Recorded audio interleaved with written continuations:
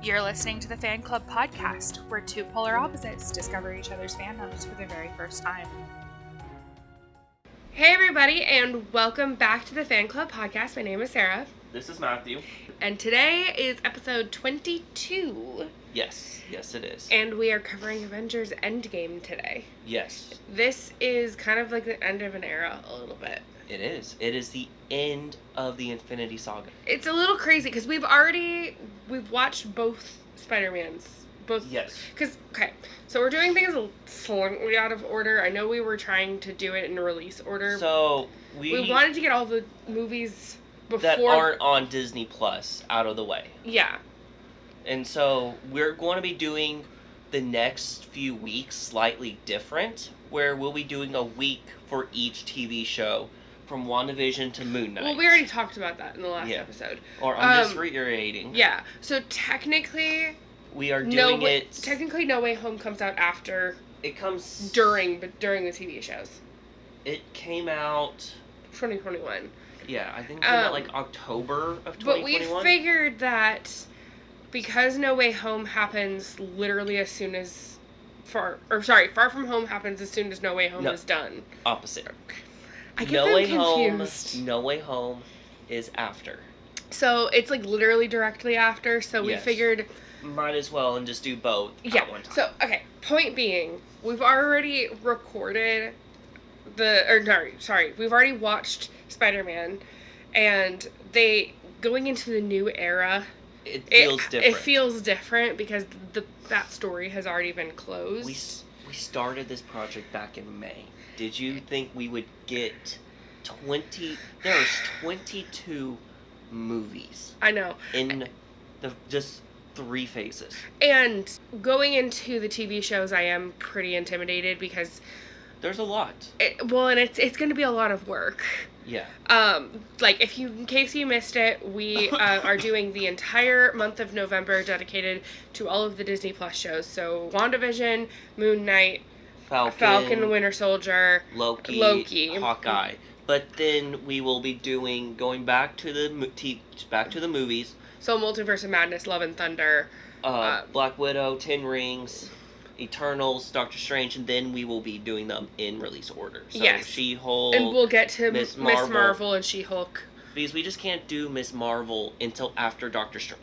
So if this is a little bit weird and out of order, I apologize. It's just it's the easiest way to explain it. Yeah, and there are obviously prerequisites that I have to watch in order to understand some things. Yes. So speaking of kind of being out of order and whatever, typically in our review episode of these movies, we do everything A, B, C, D as it comes. Because, when we recorded Infinity War, we did that, and it was incredibly confusing. Yes, it was a lot of jumping back and forth between different fights that were going on all at the same time. By the nature of how these movies, how Infinity War and Endgame are shot, everything is happening all at once. Yes, so what we're going to do is we're going to break down what happens with each stone individually. For the first chunk of the movie, it's all linear, and everybody's kind of in the same place. Yes. But once they go on the time heist, we're gonna break it down by what happened with each stone individually. Yes. So if it's a little bit confusing and a little bit weird, I apologize, but this is the way that it makes the most sense for us and for us to not miss anything. Yeah. So, Avengers Endgame was released in 2019 and directed by the Russo bros. Yes. You saw this when it first came out, correct? Correct. I remember everybody losing their minds when this movie came out. Everyone did. Everyone lost their minds during this movie. Same with Infinity War. Yeah, and it is heart-wrenching. We had to wait a year after the events of Infinity War. I remember when Deathly Hallows was split into 2. But that was only 6 months. But to be fair, also that was a book, so we all knew it was going to happen. But we didn't know that with Deathly Hallows that it was going to split into 2. No, we did. We knew a year prior that they were splitting it. Okay.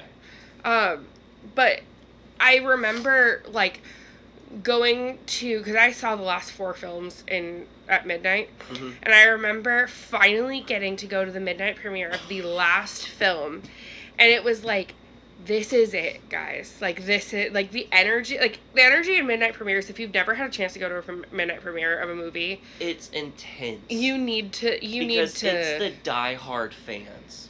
Well, like, and when I went for Deathly Hallows Part 2, there were so many people in that theater, there weren't enough chairs, so people were literally sitting on the stairs. I think I saw, it was the 5th Harry Potter I saw at midnight premiere. Yeah. And if you've never had a chance to... I think Deathly Hallows Part 2.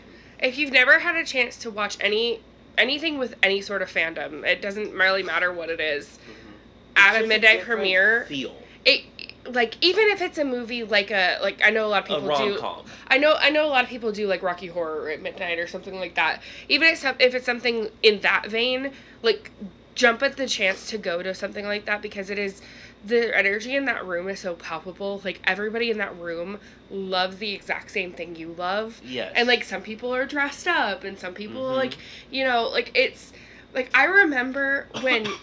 Spoiler alert for the end of Harry Potter, but when Molly Weasley kills Bellatrix, and she, like, the whole theater lost their ever-loving minds. Yeah. And just the tears that were shed when Dobby dies. Like, just, it's insane. I mean, the tears shed at the end of Infinity War. Yeah, no, I don't intense. doubt that. It's one of those things that, the only reason I bring this up is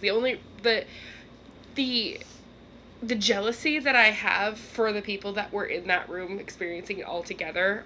Oh my god. I wish I was a part of the fandom at that point in time. Because I can only imagine.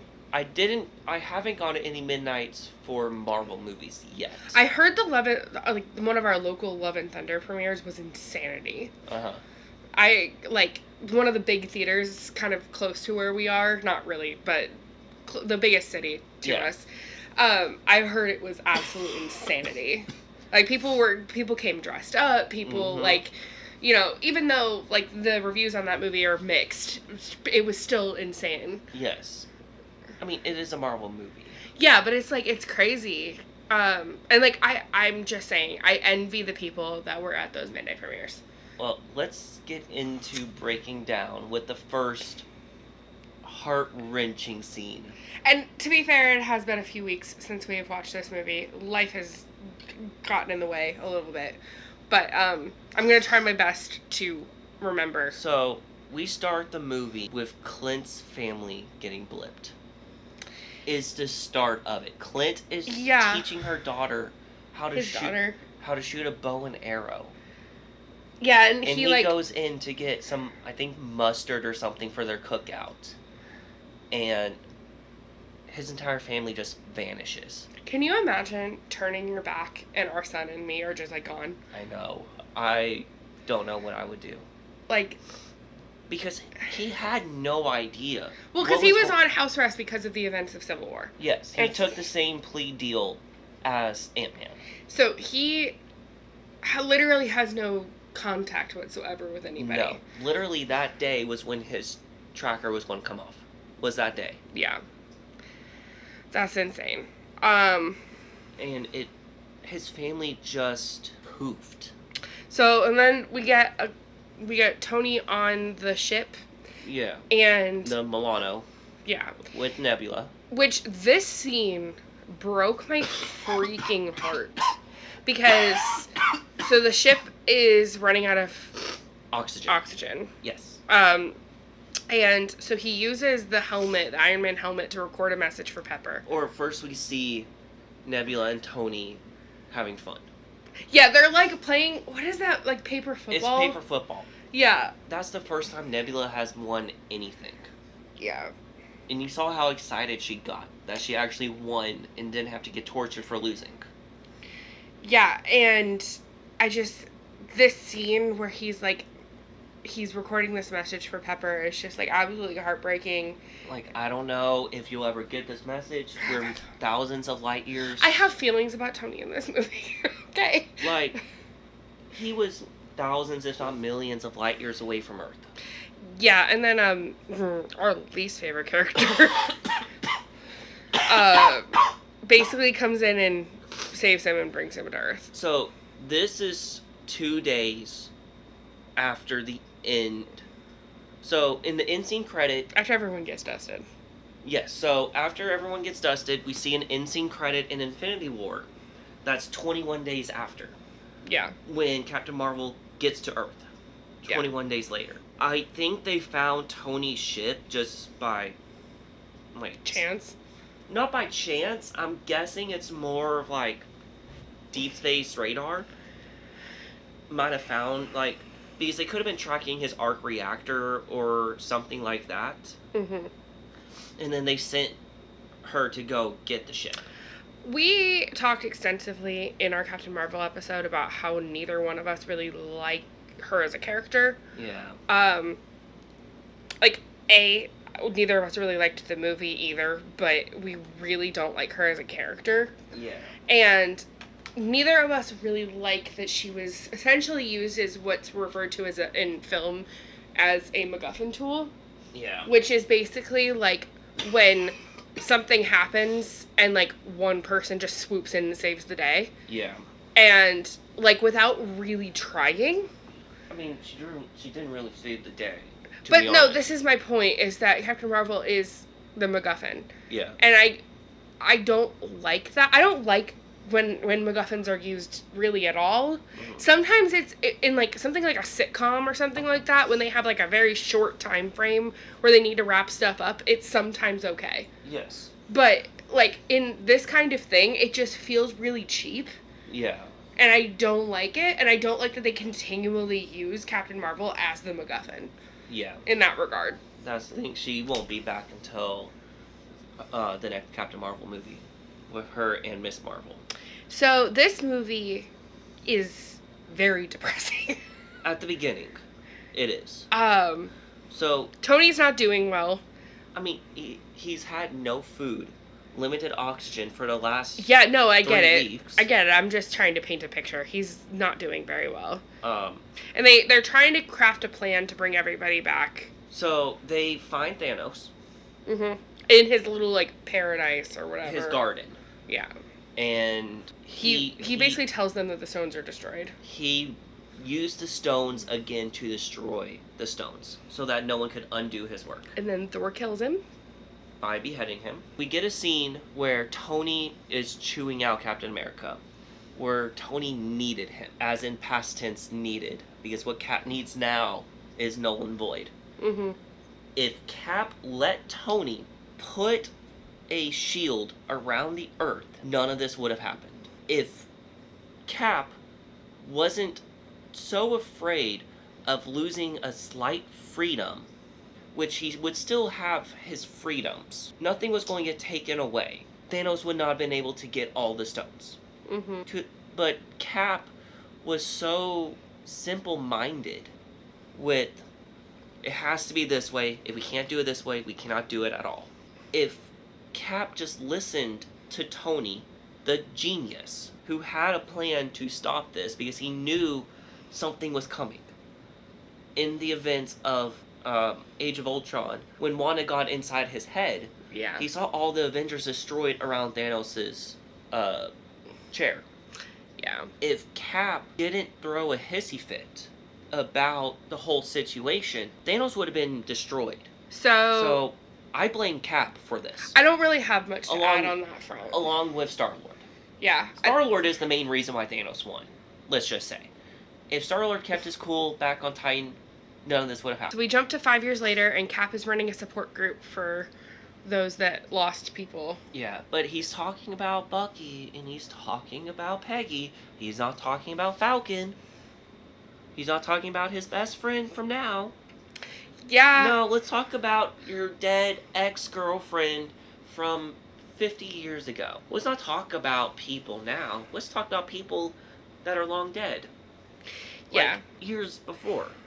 So, I don't know. And then there's a shot inside of basically like a storage unit, and we get a creepy shot of a rodent that lands on something and basically is the reason why Scott got out of the quantum realm. Yes. So Scott has been trapped in the I don't like quantum realm. rodents. I don't like it. Yeah, no. It's like a it's like a storage facility. But we have another Community character. I've never seen that show. The security guard was Ken. Oh yeah, it's Ken Jeong. I love Ken. We like Ken Jeong because we like The Masked Singer.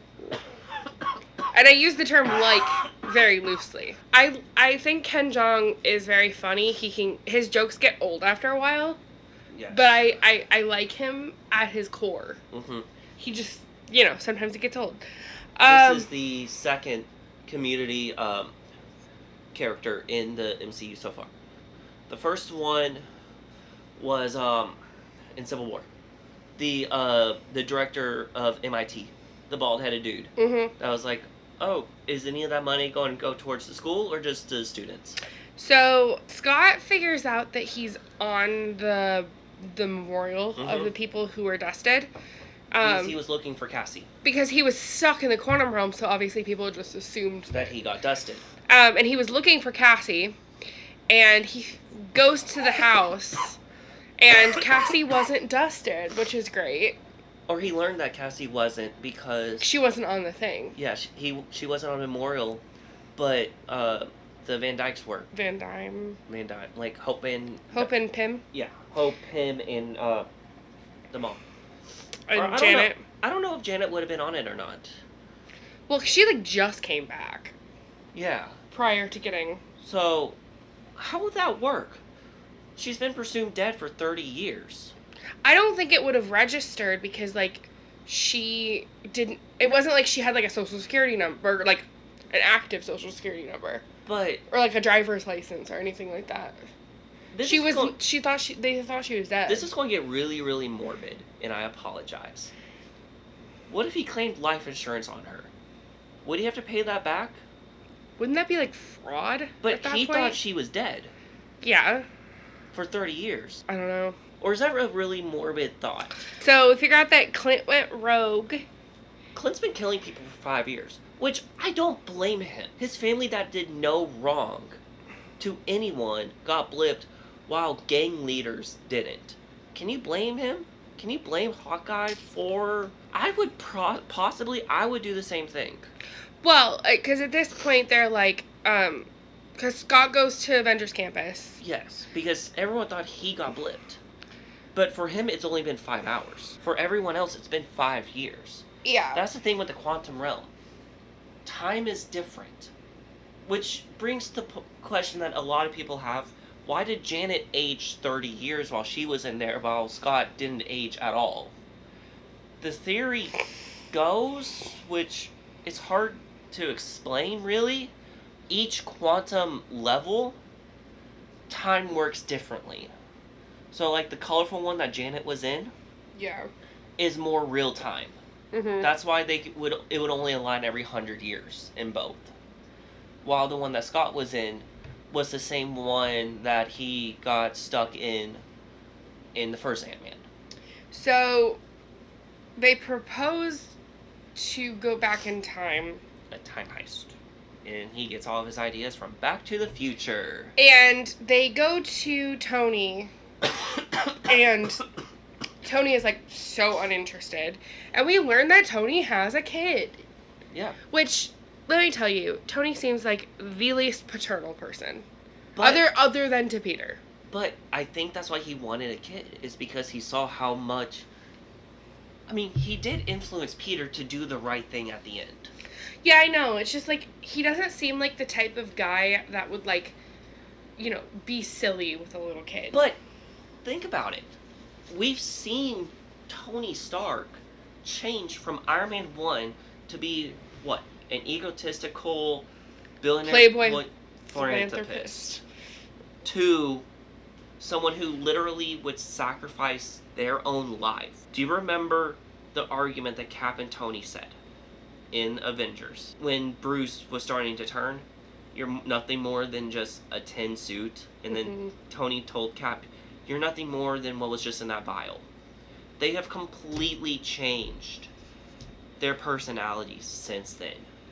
Yeah. Like, we learn... We call that character development. No, I know. But it's just... I'm just saying, they both believed that they were just this one part.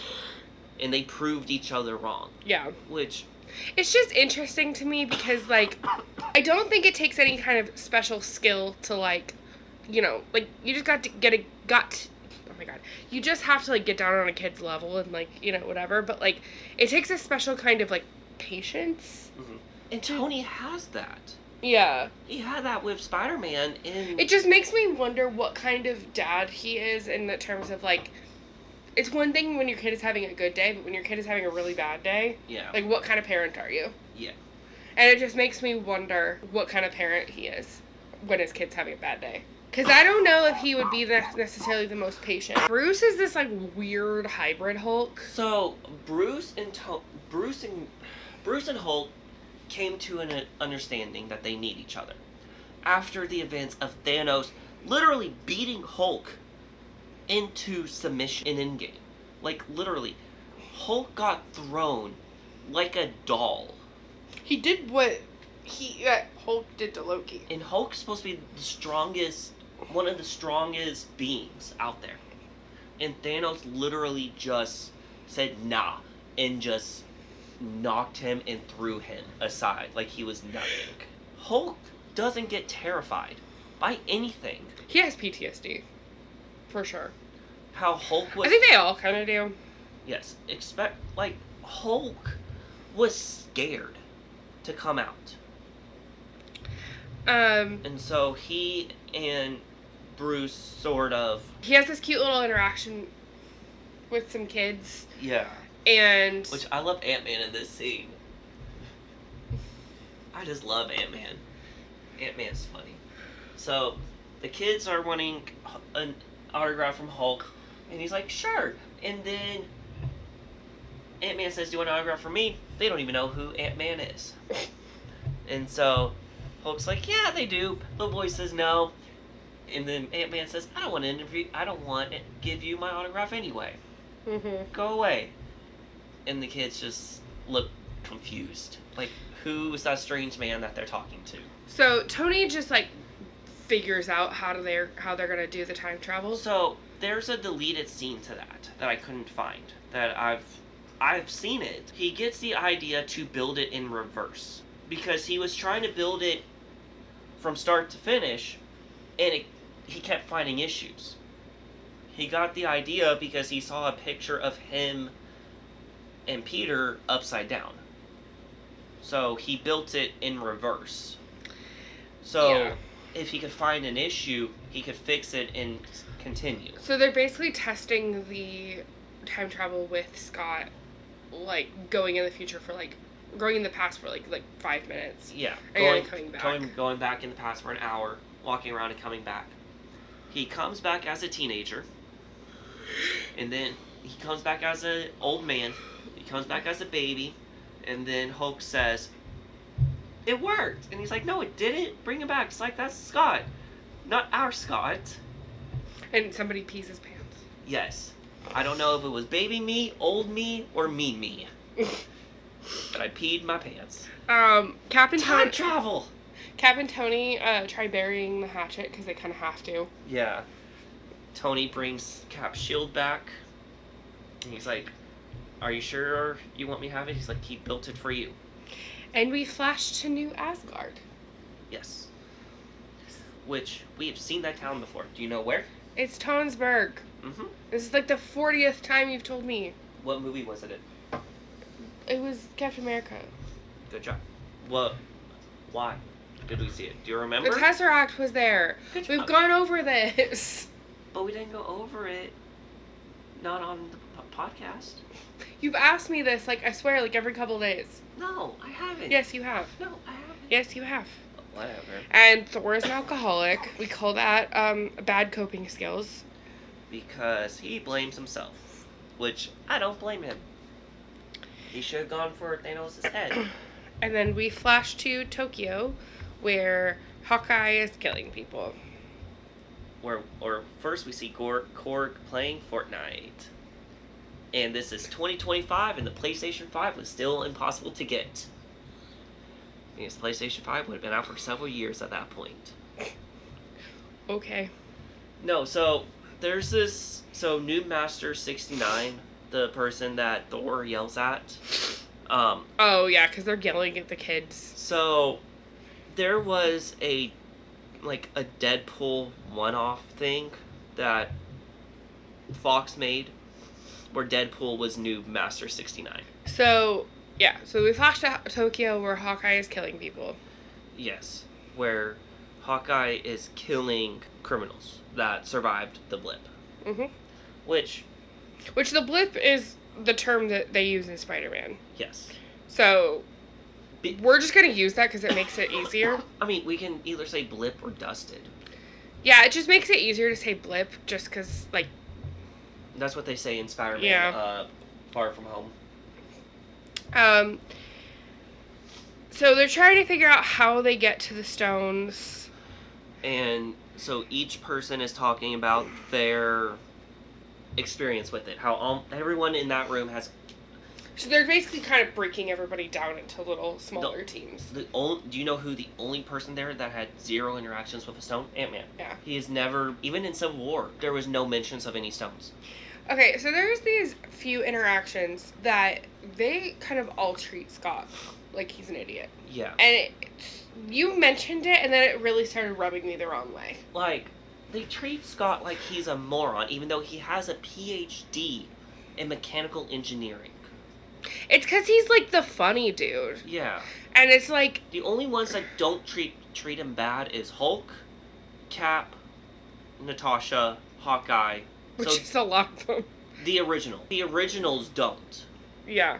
So the original Avengers don't treat him like crap. It's War Machine, Nebula, and Rocket Dude. They're just, like, razzing him all the time. Yeah. Nebula says, "Watch out, Rhodey, there's an idiot in the landing zone." Which, like, I could get, like, these people don't understand, these characters don't understand Scott's, like, humor. Or they don't understand his, like, importance. Yeah. Because he doesn't have interactions with the stones, probably. Yeah. So... They also get matching suits, which I love. Mm-hmm. Including, even there's a Hulk-sized one, and there's a Rocket-sized one, and I would have loved to see what they would have done with Baby Groot. He was a teenage Groot at this time. He was dusted. No, I'm saying he was a teenager at this time. I know, but I would have loved to see Baby Groot costume. Little Baby Groot uniform. Oh my gosh. It would have been cute. He was not Baby Groot. I know, it just would have been funny. Okay, so this is where things get a little more complicated. So we will be doing each stone individually. So we'll be doing all the Tesseract stuff, all of the time stuff, and all the mind, power, reality, all of those individually. Yeah. It just makes things a little easier than jumping around. Because jumping around can make things confusing, and we can miss stuff. We can miss some important... We both have ADD brains, so this is what makes the most sense. And we're going to break it down. So we're going to start with the Tesseract, just because that's the one that the most people interacted with. We learned that there was 3 stones in New York at one time. Yeah. What are those 3? Mind, time, Tesseract. Yes. All 3 were in New York at the exact same time. Yep. Which is in the Scepter, in the Eye of Arimoto, never gonna get that name right. The ancient one. And the Tesseract. Yes. So, Scott, Cap, Hulk, and Tony go to New York 2012. Yes. Where they're trying to make the game plan to figure out who will go to who. Cap knows more about the Soul Stone, or the Mind Stone. Yeah. Because he knows the people that have it right now. Mm-hmm. So, Hulk goes after the time. Scott and Tony go after the Tesseract. We're going to start off with the Tesseract storyline first. And when we say Hulk, when we talk about Hulk, we'll use Hulk and Bruce interchangeably. Or we will say Smart Hulk and 12 Hulk. Yeah, because there are doubles. Yes. Or we'll say like 2012 Hulk. We'll say 2012 or current Hulk. Yes. So because there are some interactions with another person. We will say 2019 or 2012. Like Endgame Hulk. Or Or 2012 Hulk. Yes. We will say them in a certain way. Yeah. So that you can tell the difference between the two. So, first, with the Tesseract, we see Scott and Tony following the Tesseract up on the top floor. Shortly after the whole Hulk smashing Loki thing. Mm-hmm. And then... It's like the whole, like, all when of Loki's getting arrested. All of the Avengers are standing in the room, and he's like, I'll take that drink now. Yes. It's that whole thing. Yes. And we also learn from this scene why he has a mask on his face. Why Loki has a mask on his face. Yep. Which, I do like that they explained that, which is pretty cool. Mm-hmm. And so, but it did seem kind of random initially within the movie. But we do see another Loki playing Cap scene, which are always the funniest. Yeah. Especially after Thor Dark Worlds. So is this... Was it Thor Dark World? I think so. Yeah.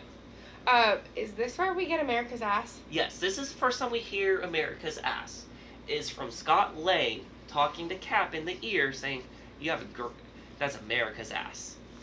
He does have a nice butt. We see them go down. Tony and Scott Lang have a conversation about the S.H.I.E.L.D. agents that are taking the scepter. Mm-hmm. He's like, aren't we going to stop them? We're like, we can't. He's like, who are they? And they're like, S.H.I.E.L.D. agents. And he said, actually, no, they were Hydra. And he's like, you guys didn't know they were Hydra? They were like, no, we didn't know. He's like, just look at them. They look evil. And is this where we get, like, the redo of that elevator scene No. in Winter Soldier? No.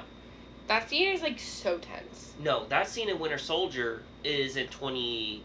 No, we get... No. We get similar. like, another elevator scene similar to that. Yeah, it's not a recreation. No. I'm not saying it's a recreation. I'm just saying it's another one of those scenes. Yes. They go down to the lobby. Secretary of Defense, I don't remember, the leader of S.H.I.E.L.D., I don't remember his name off the top of my head. The reddish, white-haired dude. The one that was evil in... Was it Pierce? Pierce. Adrian Pierce. No, Adrian Pierce... Alexander? I don't know. The main villain from Civil War. Was it Civil War? Or was it Soldier? Winter Soldier. The main villain from Winter Soldier. I think it was Pierce. Maybe. Adrian? I thought it was Alexander. I don't know. Something Pierce is trying to take the Tesseract, which we learned that's Hydra. Mm-hmm. At that, we didn't know that yet. And so Ant-Man gives Tony a slight heart attack. 2012 Tony still has his arc reactor, so Tony... Yes. Ant-Man just disconnects one. Ant-Man just goes in, and he disconnects it, and he gives Tony a heart attack on purpose. Yes. And then Thor learned that he could restart a heart. Mm-hmm. With his Mjolnir. lightning powers. With Mjolnir. Yeah. And so... Hulk hates stairs. I don't remember what this means. Hulk had to take the stairs. 2012 Hulk had to take the stairs because there was too many people in the elevator. Yeah. And so he's just walking down yelling, I hate stairs! And just walking down all the flights of stairs. Yeah, that was funny. I laughed out loud at that, I remember. And then he opens the door, hits Endgame Tony. Loki sees that the Tesseract is out. Loki takes the Tesseract, which starts Loki's TV show. I know this might be controversial, and I apologize for all of my Loki stands out there, because I know there are a few of you. I'm not looking forward to watching Why? the Loki TV show. Why? It's really, really good. I've been told that. I'm just like, I don't know. I'm a little nervous about it, because I worry that if I don't like it... You'll like the TV shows. I'm excited about WandaVision. I'm not excited about Loki. I just worry that it's going to be tedious. It's not tedious. It's only 6 episodes. Next, we're going to jump over to the Mind Stone, which is in the scepter. Yep. Kind of like what we were talking about earlier, or you were talking about earlier with the elevator scene. Cap knows that they're Hydra. Yeah. So what's the one thing that you could think of, if you were in his shoes, to convince them to give you the scepter? What's the one thing that you could possibly think of? I don't know. Saying Hail Hydra. Which is like a little too close to Hail something else for me. No, but, I mean, that's when Hydra was formed. I know, it's just a little... But, think about it. That was the only way he could get the scepter from them. If you hear Matthew sucking on something, he's sucking on a cough drop. Yeah. Because he has been absolutely dying this entire recording. So, I apologize for the people who don't like the sound of people, like, sucking on candy. I am on the tail end of a cold. Yeah. So, Cap gets the scepter from the elevator, which you were thinking, oh, they're going to have another elevator fight scene. Which, okay, that is one of my favorite scenes in Winter Soldier. I just love how close-knit it was. I love how tense that scene is. It's played completely straight, no music, and it's so tense. Everybody has such a straight face. People have added music to it, and it makes it even better. I love those super tense scenes in film that... Whereas there's no music. Like, even if they did it silent... It's just a testament to the acting. Even if they did it silent, it would have still had the same... And all you hear in that scene is purely just the sound effects. Yes. And, like, footsteps. Like, if you saw it from the outside, where there was no sound, you would still get the same energy as if you heard the sound effects. So anyway, so we see Cap, in-game Cap, fight 2012 Cap. Yeah. And they have the same moves. Cap, what's Cap's one thing that he says in any fight? I can do this all day. He's like, I know. Do you remember what in-game Cap told 2012 Cap to knock him out? Bucky's alive. Yeah. Because don't you remember in Winter Soldier, that's what knocked him out, or that's what stopped him from fighting? It's when he learned that Bucky was still alive. And he even compliments his own ass, saying that's America's ass. Yep. And now... You want to do Time Stone real quick, because we only have a couple of points. Yes. So, Hulk is going to the Ancient One to get the time. Hulk doesn't know that Doctor Strange isn't the Ancient One yet. Yeah. So, this scene helped solidify my theory that the Ancient One knew. Yeah, I'm on board with that now. How the Ancient One... It was a little sketchy. Because she says, you're 5 years too early, Doctor Strange is doing a surgery over there. It's like, how would she know where Doctor Strange is? She had already kind of pinpointed Stephen. Yeah. Yeah. And so he's like, I need to get that stone from you. So they like... And so she astral projects him out of his body, where they can talk. Bruce and her can talk. She's like, I can't give you the stone, because if you take it out of this reality, it creates a new one. He's like, but what if we put it back in the exact... She's like, I can't guarantee that risk for an if. He's like, but Doctor Strange gave it to Thanos 5 years ago. Or he gave it to Thanos. And she's like, he gave the stone to Thanos? She's like, yeah. She's like, well, he's the greatest one of all of us. So he had to have a plan. And then she gave Hulk the Time Stone. Which, that is think about it. A mastered wizard or a master magician talking to someone who's a scientist, and they were able to actually have a conversation together. Because Hulk doesn't believe in magic. Yeah. I mean, magic is just science that we don't understand. Isn't that a line somewhere? I'm pretty sure somebody says that at some point. I think so. That might be in the Avengers show. TV show. No, I'm pretty sure somebody... Yes, that it's Doctor Strange when they were in Taj Mahal. Taj Mahal. Kamartaj. Before that. No, because I remember us talking about how...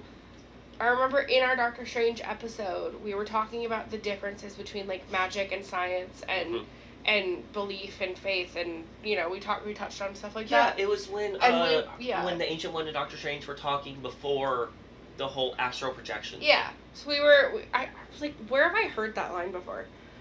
But yeah. Do you want to do... I mean, that's even real in present day. What people thought was magic in the Middle Ages is normal science today. If you were to go to, 1700, if you were to go back to, like, our founding fathers, if you were going to go show George Washington an iPhone... He would think it's magic. Yes, because magic is science that you just don't understand. If you were to show George Washington some of the medical marvels we have today, he would think you're insane. Yes. So we're going to jump to 1970, because that's when Cap and Tony remembers... We're explaining this incredibly confusingly. I'm sorry, but we're trying...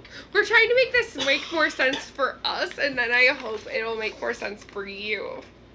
So... Because it's not me, I can tell you that much. So they lose the Tesseract. So Tony knows another time when the Tesseract is able to 1970 along with more Pym parts. So they go back to 1970, which we see another Community member, the black chick in the elevator. Is it Her name's Shirley in the Community. Is it the chick from Drake and Josh? No. Yvette Nicole Brown?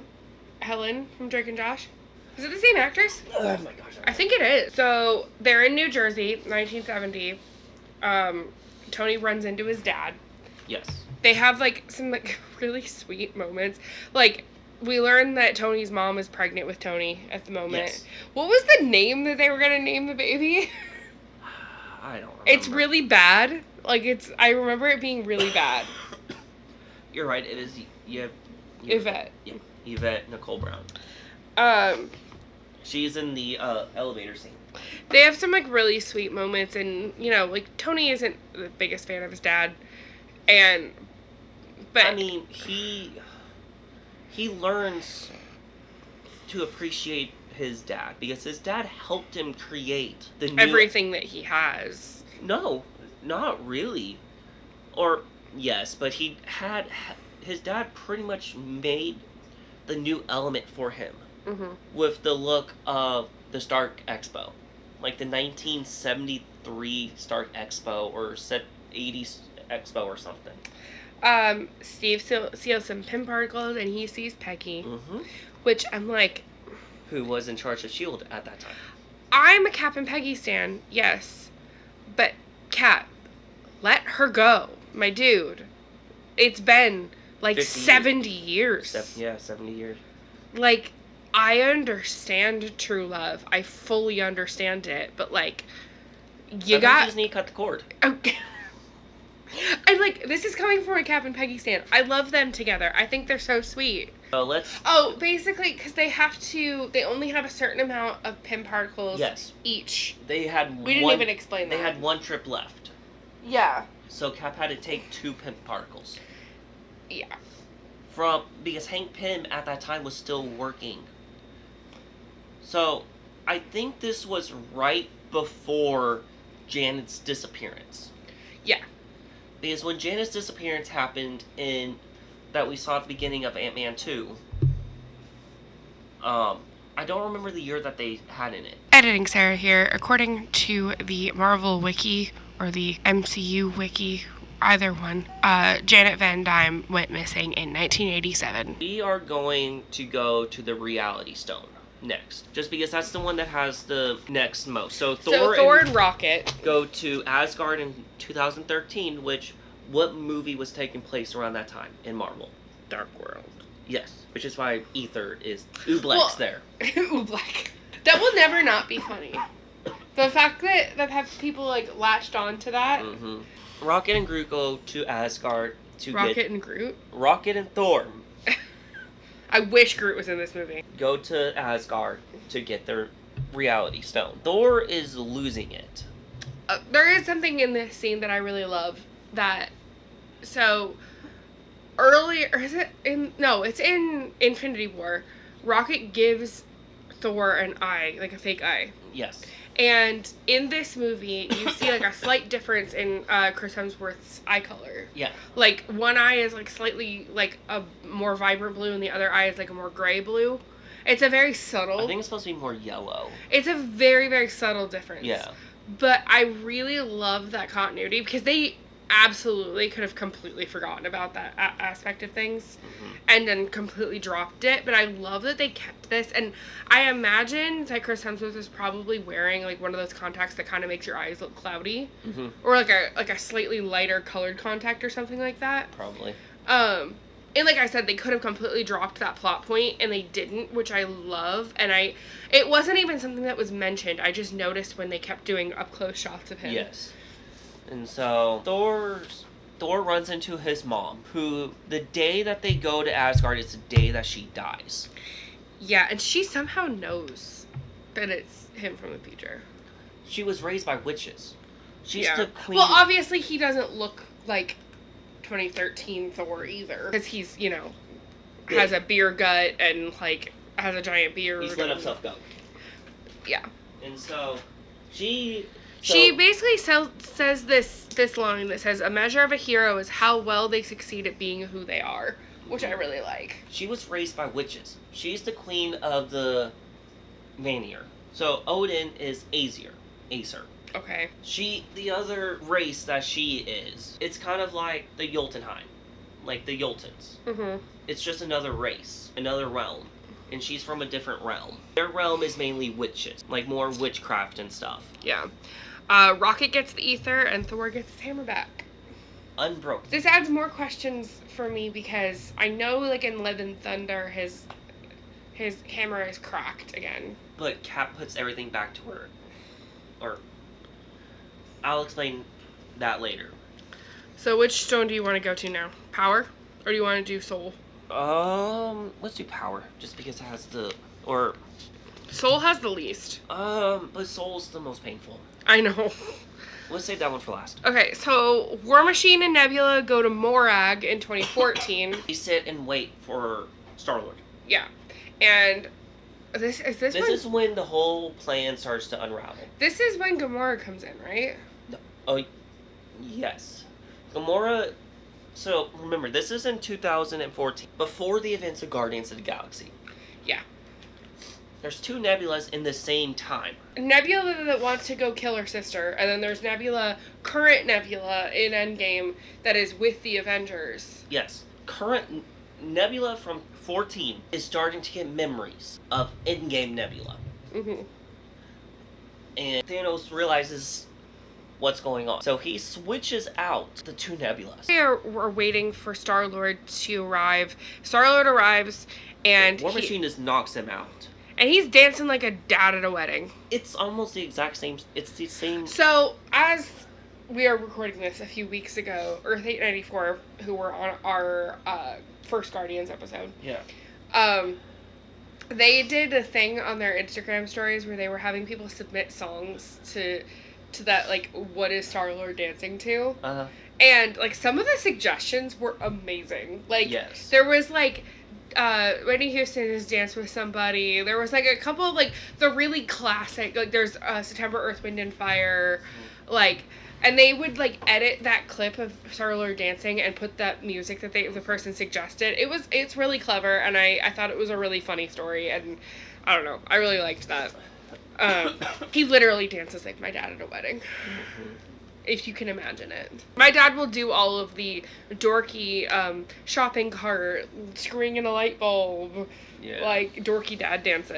Thanos realizes, there's two Nebulas. Let's go kill the other one. Endgame Nebula gets the Power Stone. Yes.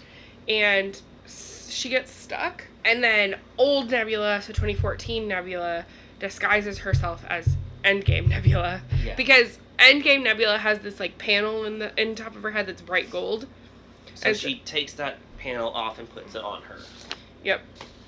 Now we can talk about the one that hurts. So Hawkeye and Black Widow go to Vormir. Yes. And they both are trying to be noble and sacrifice themselves. So they learn one has to die for the stone. And this is my beef with this movie. I don't want to jump the gun, but we get this whole thing about, like, Tony at the end of the movie. Nothing. Yeah. We had nothing for Natasha. Like, whatsoever. Yeah. A lot of people had an issue with that. And I'm like, I understand having this whole thing for Tony, but, like, where's the same energy for Natasha? The core Avengers had their own thing. Because, full disclosure, I knew that Tony was going to die at the end of this movie. Spoilers. Everybody's seen it. But we haven't gone there yet. I knew that he was. I had absolutely no idea that Natasha was going to die. That showed that they both loved each other. In a platonic way, obviously. Like, that hurt arguably to me more than Tony, because I knew Tony was coming. That's the thing. I don't know who should have. Because Hawkeye wanted to die because he lost his family. But if this worked, he would have gotten his family back. But he didn't want Natasha to die because Natasha was a villain for the longest time. She worked for the KGB. So she wanted to sacrifice herself because she's never done anything for anyone else but herself. Yeah. So I don't know. But I do like how we get another Red Skull entrance. I genuinely didn't see this coming, and there was a small part of me that I was like, she's not actually dead. Oh, she did. Yeah. Oh, she did. Because that's the thing with the Soul Stone. It's a soul for a soul. Which is why no one else has ever gotten it. So they put all of the stones in the gauntlet. And they argue about who... Oh, no, they all come back to the present. Sorry. Yes. So now we're going to go back into linear order. Just like normal, this happens, then this happens, then this happens. Yes. No more jumping around. Yeah.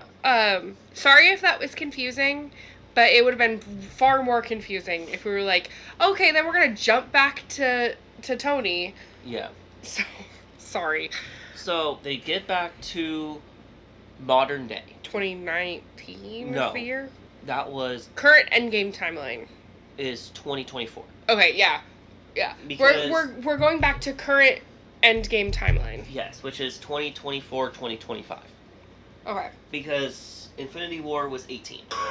So they put the stones in the... Tony makes, like, his own... Infinity Gauntlet. Yeah. And so they put the stones in the gauntlet. And they argue about who should snap.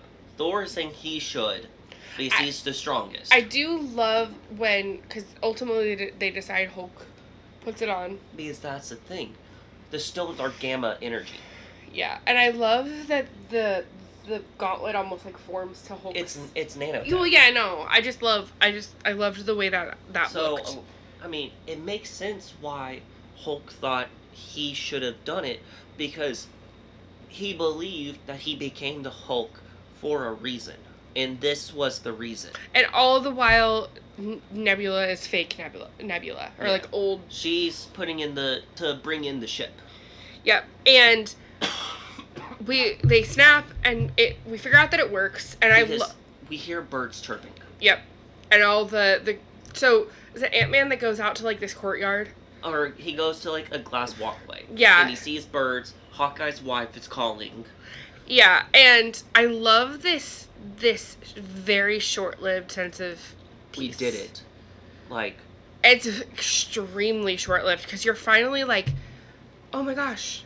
Like, yes. And then, bomb hit. I just think this is absolutely genius, the way that this is done. And because as the audience, you're like, you're almost feeling their victory with them. And then you're like, oh. Thanos' ship comes and destroys the compound. But you see Ant-Man go small in that split second. It's literally 3 frames. And Gamora kills past Nebula. Cap gets the hammer? So, we're going to talk about the fight first. So, the original 3, Cap, Thor, and Iron Man go and fight Thanos. I know I say this every time, but Tony learns from every fight, even if he wins or loses. Do you remember in the first Avengers movie, when Thor hits Iron Man with the lightning blast? Yeah. And charges his suit 400%. He had Thor do the exact same thing again, but even more powerful, to shoot Thanos with it. He learns not just from his mistakes, he learns from his successes. He learns from everything. That's what I love about Tony. It's not, this works, I'm not going to change it. No, it works, let me see what I can do to make it work better.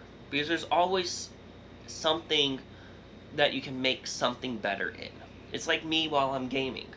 Just because I do something excellent one way, I'm going to try to do it another way to see if it's easier for me, or quicker, or better, or whatever. Yep. Okay. We see that fight. We see them just get demolished. And then a portal opens. Or we see Cap lift the hammer. Yeah. Where, when I say there was cheering, I legitimately mean the audience was cheering in the movie theater. I don't doubt it. With clapping and yelling. I don't doubt because it. we knew he could lift it, if you remember in Civil War. Or Age of Ultron, I mean. He moved the hammer during that scene at the beginning. Thor yelled, I knew. Yeah. I have this series of notes that is literally Okoye, T'Challa, Shuri, Falcon. And then it's like, in my brain, I kept listing everybody that showed up. And I just stopped writing them down after a point in time because it was just like getting excessive. So everyone's back. So Cap didn't know that. So he learned by Falcon saying "on your left."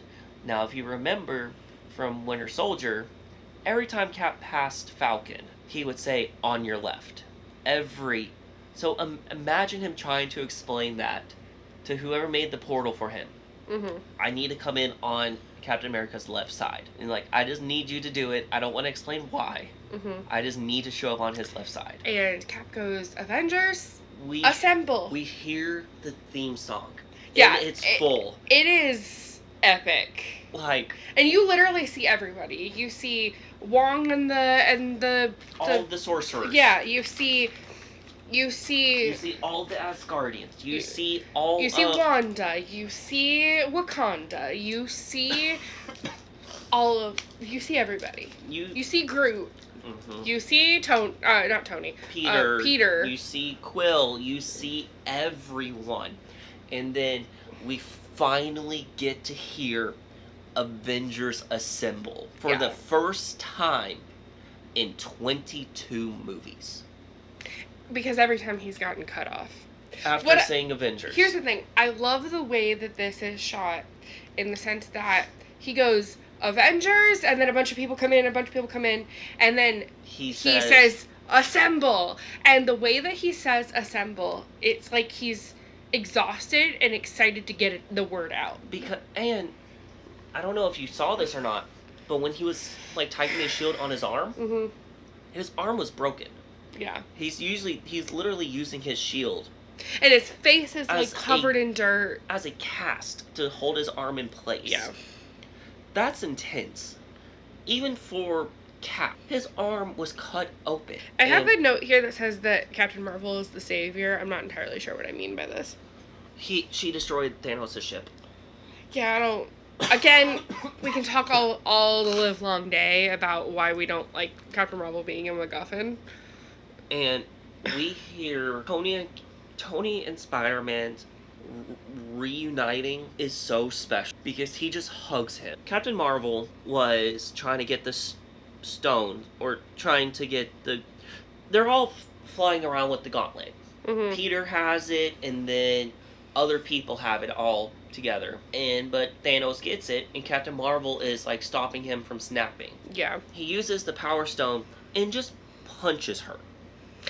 In my notes, it autocorrected to Carol instead of Captain Marvel. Oh, because her first name is Carol. Yeah. Got it. Okay, it wasn't an autocorrect. I'm just dumb. Yeah.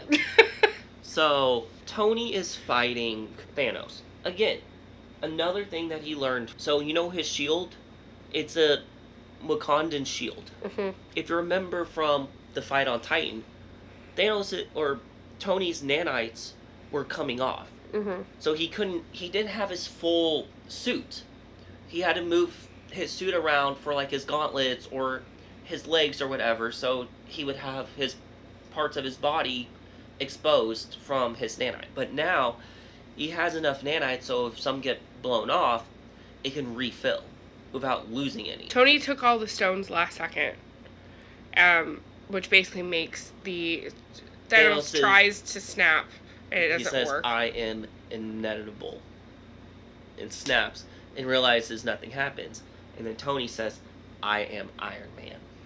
And he snaps. And all of Thanos' people get dusted. And it is so sad. And then Tony is dying. There's a deleted scene where everybody is like bowing or like kneeling. It's kneeling. Because he literally sacrificed his own life. I wish that scene was still in the movie. Yeah. Because it adds a whole new level. If you haven't seen... I imagine most people have. Look up the deleted scene. It is so heart-wrenching. It made me feel things. I know we don't really like Pepper Potts, but she said a line that breaks me every time. You can go to sleep. Because she never wanted him to die. Mm-hmm. She literally said, "Okay, you can go to sleep now." It's especially Peter and Pepper's reactions that really break me. Yes. Where it's the point... I've seen this movie several times now, and that breaks me every single time. Everyone goes back to their lives. And we see a funeral for Tony. And literally everybody is there. All the heroes are there. We even see Harley. Yeah. Who was in Iron Man 3. Yeah. Where was this funeral for Natasha? They had one of their own. It was just the core Avengers. When they were out on the lakeside. Yeah. Tony's daughter asks for a cheeseburger. Yeah. Which, do you know why a cheeseburger is significant? Because that's the first thing he asks after he gets home from the cave incident. Thor makes Valkyrie queen of Asgard. Yeah, because he's like, I don't deserve to rule. I need to be out on my own to do things. I need to find my own way. She was already technically ruling them anyway. Yeah. So why not make her... Cap goes to return the stones. So he also returns Thor's hammer. Yep. Which is how Thor is able to get it. Got it. Okay. And Cap basically decides to go live his life. Yes, because he couldn't. Grow old. That's the thing. He couldn't live his life. He literally sacrificed his own life. And this is why we never meet quote-unquote Peggy's husband.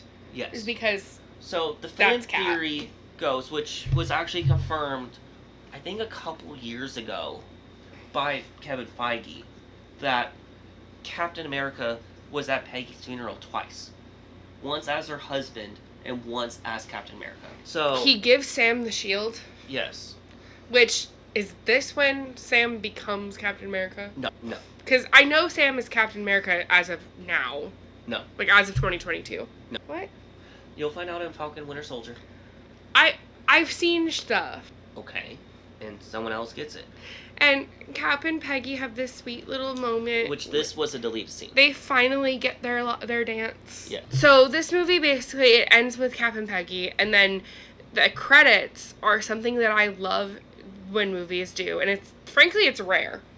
But they do this whole like curtain call moment. And like I was a theater kid growing up. Mm-hmm. So like I love this stuff.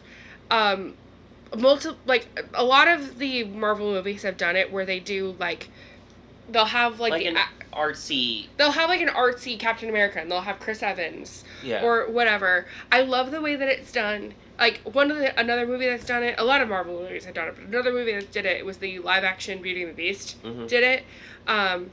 I love the way. It feels very theatery to me, and like I said, I was a theater kid growing up. If you know me in person, that's not a shock at all. But I love, like, curtain calls have always been like one of my favorite parts of theater in general. Like I don't know, I just love curtain calls, and the way that they did it for the original 6 was very impressive. And I love the way that I wish more movies did the curtain call type credits. Yeah. And I know credits don't really matter, and I know most people just skip past them or walk out of the theater or whatever. This was also the end for several of them. Yeah. We didn't know if we were getting another Thor. We didn't know if we were getting a Hawkeye at this time. We didn't know... We haven't seen really any of them since... No, we see Hawkeye. No, I know, but from where we are. No. At this point, everyone thought that the original 6 were done. Because Robert Downey Jr. doesn't have any more... He's dead. Black Widow's dead. Mm-hmm. Captain America, I can just say, is dead. Because he's like 96. Yeah. Hawkeye, we didn't know what was going to happen. Hulk, we didn't know what was going to happen. And Thor, we didn't know what was going to happen. Obviously, Thor Love and Thunder is a thing. Yeah, so we know now. Yeah. But I'm saying back in 2019. Obviously, Black Widow is a pre... It takes happens place prior. Right after Civil War. So, and then Hulk... There's more cameos. Yeah.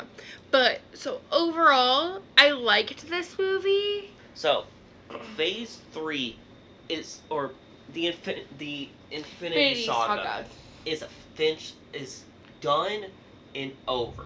So, from Iron Man 1 to Endgame, which one was your favorite? Civil War. Okay. Why? Why was Civil War your favorite? I just really enjoy the, camaraderie in that movie. I think the tension in that camaraderie and the antithesis of that.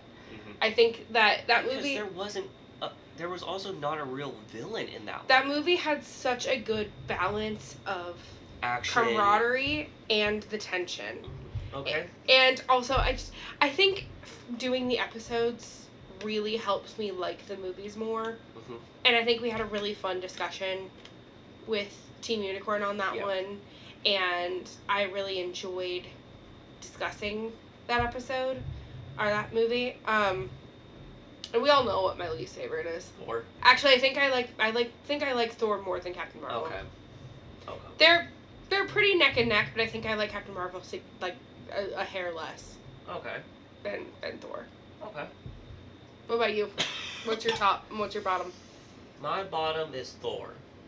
Your bottom is Thor? Thor 1. Really? I've never really liked the first I thought Thor. you didn't like Captain Marvel. I mean, more. I don't like Captain Marvel. I just thought Captain Marvel was exceedingly boring. And so was Thor, but in a different way. They're both tied, but Thor... I think Captain Marvel was boring and the character frustrates me. I don't like that Thor. I don't like the egotistical Thor.